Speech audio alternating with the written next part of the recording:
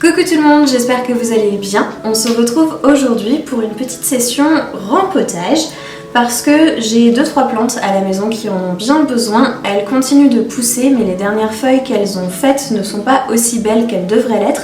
Et j'ai vérifié, pour le philodendron que vous apercevez ici, il y a des racines qui dépassent du pot. Donc je pense qu'il va être temps de rempoter, surtout que le pot est tout petit par rapport à la taille complètement gigantesque de cette plante. Et il y avait ce tuteur qui était aussi posé dans le pot. Voilà, je le fais tomber. Hop, reste debout.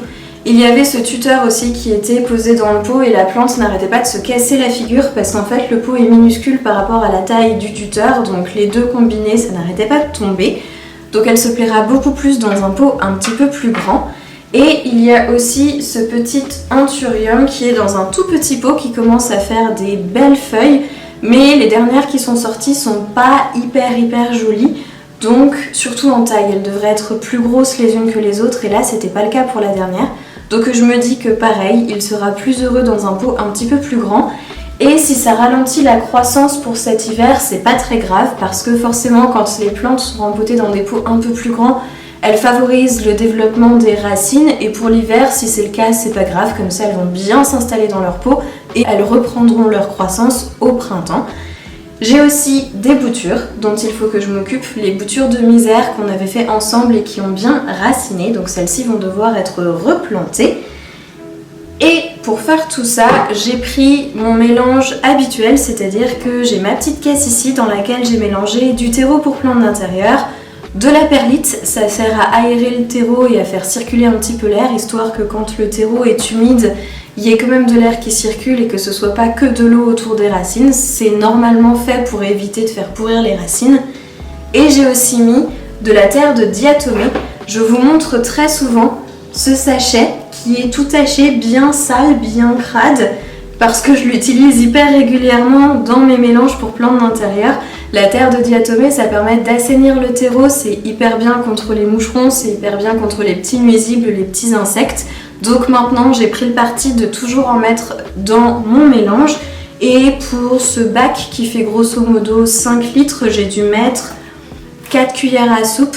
Je fais toujours un peu au pifomètre, donc je vous dis ça à peu près, mais grosso modo, je verse un peu, je vois si ça a l'air bien, et quand ça me paraît correct, j'arrête. Je pense que ça fait à peu près ça. Et bien maintenant que j'ai fait toutes mes petites explications, il ne reste plus qu'à se mettre au travail.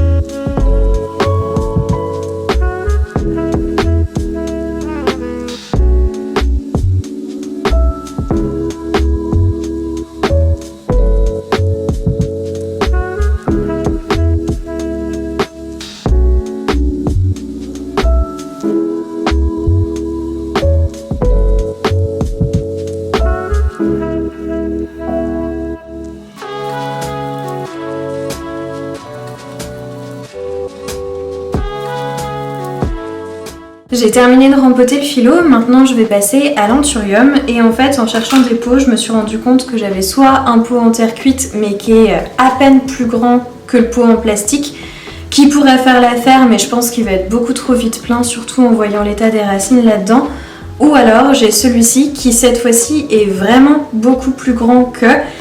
Et en même temps, je me dis, je pense que je vais le tenter là-dedans parce qu'au moins je suis certaine qu'il aura assez de place. Alors il va falloir que je fasse gaffe à l'arrosage parce que si jamais j'arrose trop, je risque vraiment de noyer la plante.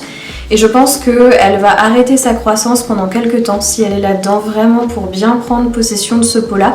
Mais je préfère qu'elle soit là-dedans, qu'elle s'étale bien au niveau des racines et qu'ensuite elle ait la place de grandir, plutôt que de la mettre là-dedans et de devoir la rempoter en fait au printemps prochain parce qu'elle n'a pas assez de place là-dedans. Donc je me dis, je vais tenter avec celui-ci. Je vais bien mettre des billes d'argile dans le fond, pareil, pour éviter de la noyer si jamais je l'arrose un petit peu trop. Ce qui ne devrait pas arriver parce que j'ai plutôt tendance à oublier mes plantes, mais au cas où, je vais tenter l'expérience avec celui-ci.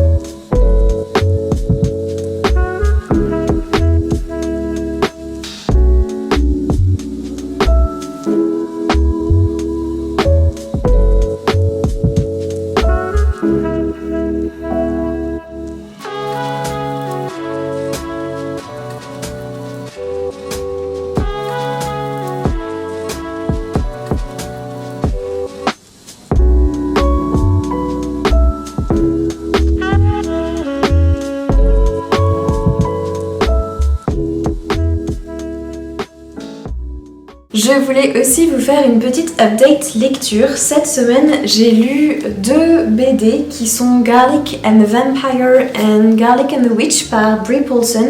Et c'était vraiment beaucoup trop mignon. C'est l'histoire d'une sorcière qui a amené à la vie des légumes pour l'aider à jardiner. Et donc c'est plein d'images absolument trop choupies sur ces petits légumes qui sont habillés et qui font du jardinage.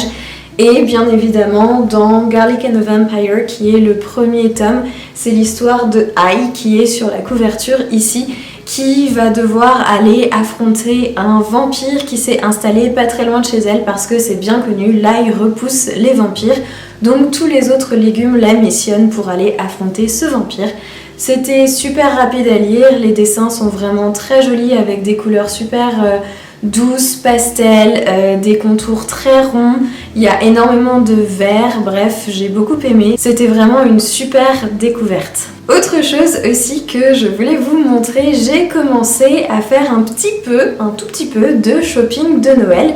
Et la première chose que j'ai acheté, c'est cette tasse qui dit Joyeux Noël, qui est en verre, que j'ai trouvé chez B&M. Elle était à, je sais plus si c'est 3,50€ ou 3,90€, quelque chose comme ça. Bref, je me suis ruinée quoi devant cette tasse. C'était la dernière qu'il y avait, j'en ai pas vu d'autres. Mais bref, quand je suis tombée dessus, j'ai pas su résister et je l'ai prise pour ajouter aux quelques mugs de Noël que j'ai déjà. Et d'ailleurs, j'en ai aussi profité pour sortir les mugs de Noël que j'avais et pour les poser au-dessus des placards de la cuisine.